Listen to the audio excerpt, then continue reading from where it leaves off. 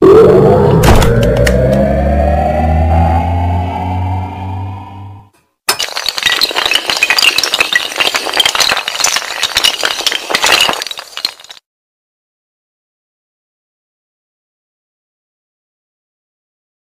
friends, today we are going to see about hepatitis B, and the video on hepatitis A, it is on the description. The link is on the description and you can, don't wait just a moment, we can go to the lesson. Okay, and what is hepatitis? So already I have told you, hepa means liver and itis means inflammation. So the inflammation occurred in the liver is known as hepatitis, and there are 5 types, more types is there. Okay, now we are going to see about hepatitis B. Before we are going to the morphology and pathophysiology as well as clinical features, treatment and prevention, we are going to see about the genotype. Okay, normally the genotype here is 8 genotype. Okay, what are they means? They are A, B, C, D, E, F, G and H. So these are the 8 genotypes which is present in hepatitis B.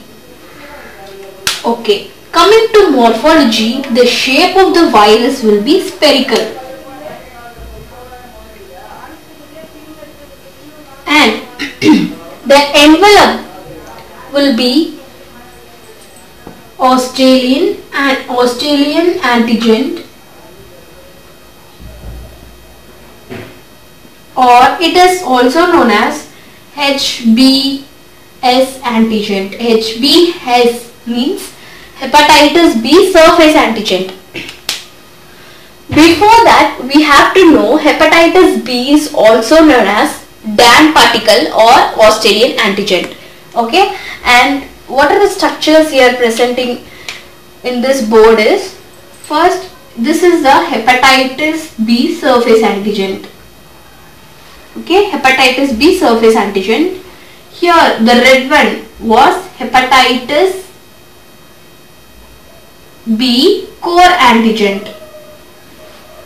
and the marking which is present here between the surface antigen, a thing which is present here is hepatitis B E antigen. Okay, and this is a polymerase, DNA polymerase, and this is a double stranded DNA. So this is what the structure which is present here, and genome will be double strand DNA. Capsid is icosahedral capsid.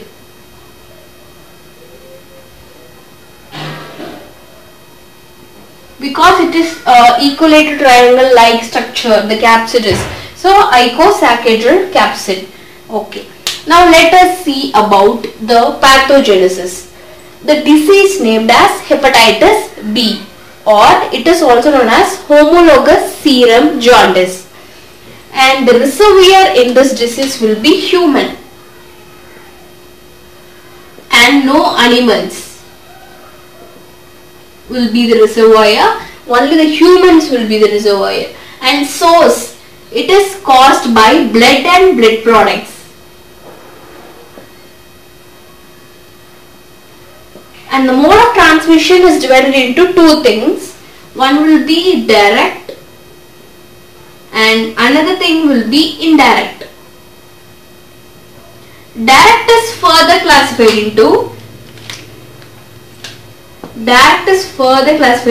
direct, which means direct ingestion of any scalpels, scissors, okay, and endoscopes. So due to this ingestion, the virus will be entered. The virus will transmit from outside to the inside of the body. Direct. And the next one will be inoculation.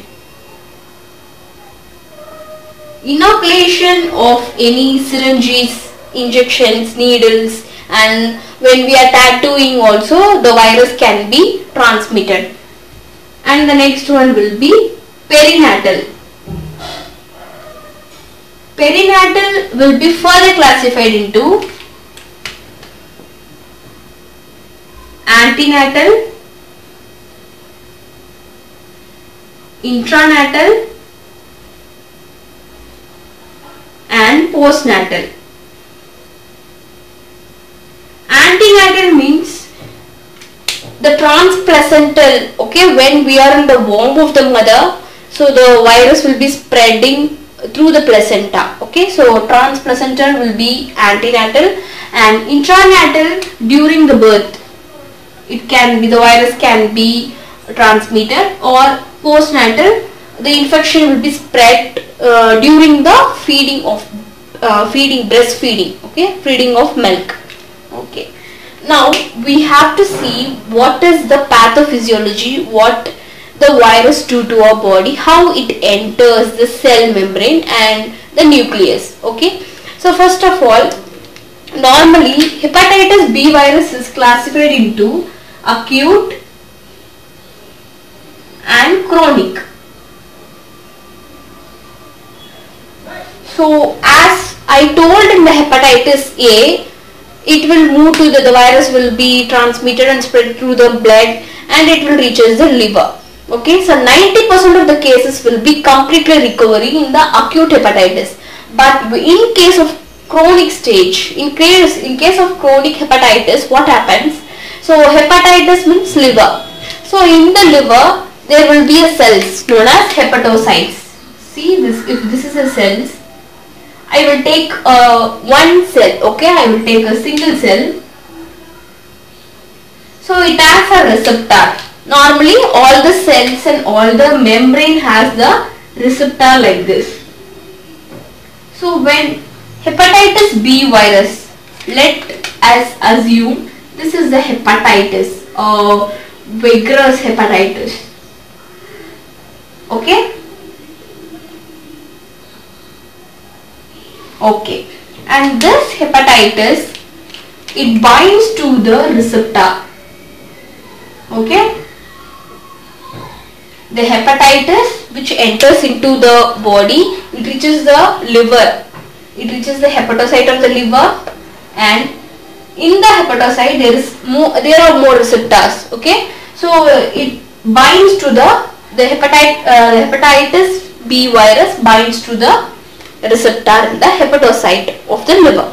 Okay, after reaching the hepatocyte, see, normally our cell membrane, I will separate the cell membrane now.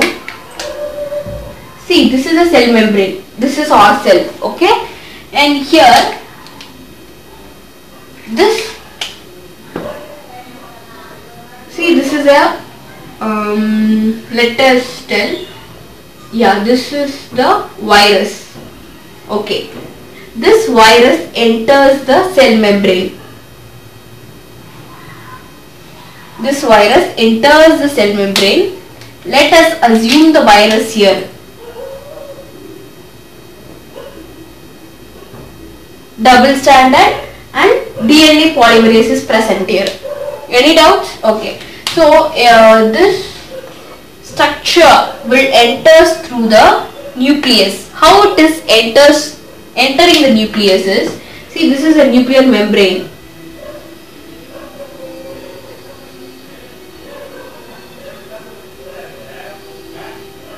So this is how the nuclear membrane is present. Through the microtubules, we know cell has microtubules.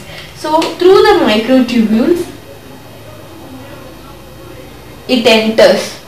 How it enters? Without the core. So this is the core which is present, but without the core it enters. So this is a double stranded DNA, and this will be the polymerase. Only this part will be released from the cell membrane to the nucleus. And here what happens, they are collide now. Okay, they are collided. The double stranded should be made as a single strand in the nucleus. or coiled or super coiled. Okay, so what happens now? This double strand DNA will form like this by some proteins and enzymes which is present in the nucleus. It forms into a single layer coil. Okay, and the DNA polymerase also will be present in here. So now what this DNA polymerase does, it will produce mRNA. Okay, or mRNA. So from the first I will tell. So there is a liver in acute stage. Completely 90% of recovery will be there in the acute stage. But what happens in the chronic stages? The hepatitis B virus which is present, it will bind to the receptor of the hepatocyte which is present in the liver, and it will goes on entering the all the parts, and it reaches the cell. In the cell membrane, after reaching the cell membrane, it wants to reach the nucleus. But before reaching the nucleus, there is a microtubule. Through the microtubule, the viral particle, the core, the DNA strand and the polymerase will get entered from the extracellular to the intracellular. Okay, and from the intracellular, the core will be getting removed. Okay, the core will remove. Only the DNA strand and the polymerase will be entering the nucleus. After entering, through any proteins and enzymes which is present in the intracellular, so it get a coiled. Okay, the DNA strand become coiled and the polymerase will be attached there.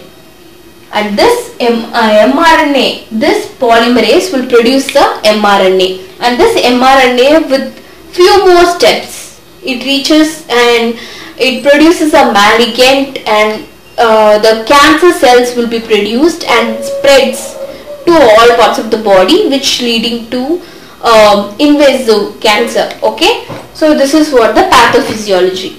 Okay, now we are going to lab diagnosis. So before lab diagnosis, what are the symptoms which is present? In acute stage, same as of hepatitis A, fever, malaise, arthralgia, urticaria, rashes will be there, and glomerulonephritis will be present in the acute stage, which can be recovered completely. But in chronic stages, the cancer is formed, and hence the liver become shrunken. Okay, the shrunken liver is known as cirrhosis. So chronic stage has the symptoms of cirrhosis as well as it has a HCC, hepatocarcinoma, hepatocell carcinoma. So it has both things, main one cirrhosis, shrunken of liver, and HCC, hepatocell carcinoma. Okay, so these were the symptoms which is present here. And coming to lab diagnosis, the specimen which was used and collected from the patient is blood products will be there. Blood products and serum can be collected. Okay, so microscopy, we have to check this through the microscope. We have to check this shape, is spherical or not. Envelope, hepatitis B surface antigen will be present, and genome double-stranded DNA, capsid, icosahedral capsid. So this can be observed through the microscope. And coming to cultural characteristics, we have animal culture and human culture. Okay, so in vitro, in the lab the culture can be done. And serological test, so serological test or main, so this hepatitis B surface antigen and anti-hepatitis B surface. So here in this cases, this antigen will be appear at the initial of initial of the infection, the surface antigen will be appear in the blood in our body, and it will appear in the initial infection. After it will goes to the peak, it reaches the peak in 8th to 12th week. Okay, and it will disappear in 24th month. So this is what the thing. And here hepatitis B E antigen and anti-hepatitis E antigen also will be present in the body. Hepatitis B C antigen, so this it will appear in the body after 1 week, after first week. Okay, so this is about the serological test. And the normal test which is present here is ELISA, enzyme linked immune assortment assay, can be done. And any other test like immunochromatography test and lattice particle agglutination test. Lattice particle agglutination test. Okay, other test or like alanine aminoferase test and bilirubin test can be done. Molecular method PCR can be done, polymerase chain reaction. And HBV DNA test, hepatitis B virus DNA test can be done. Okay, and one more thing I have remember that incubation period. Okay, incubation period will be 1 to 6 months. For HBA, hepatitis B, hepatitis virus A, 2 to 6 weeks. Hepatitis virus B, the incubation period will be 1 to 6 months. And portal of entry, it will enter by skin and mucosa because it is transmitted by blood and blood products. Mainly blood will be transmitted through what? The skin and mucosa membrane. Okay, so skin and mucosa will be the portal of entry, and the site is mainly liver. Okay, and the next one will be prevention. Okay, so same as hepatitis A, it can be prevented by 2 ways. One is active and the another one will be passive. Active immunization can be done by plasmid vaccine, cloned vaccine and synthetic peptide vaccine.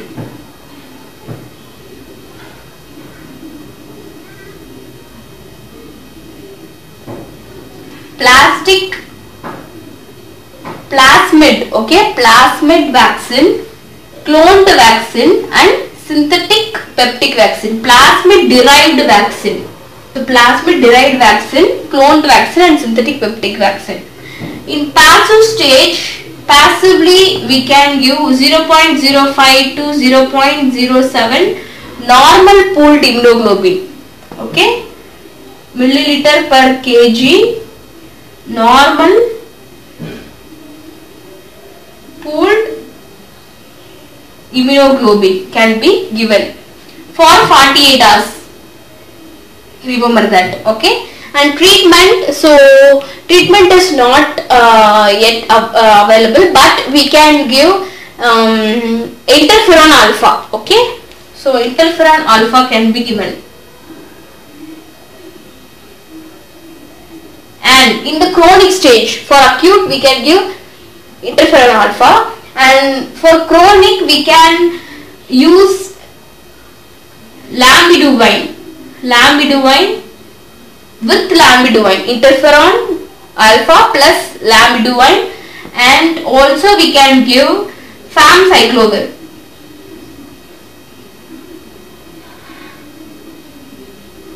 Famciclovir can be given. Okay, so this is about the hepatitis.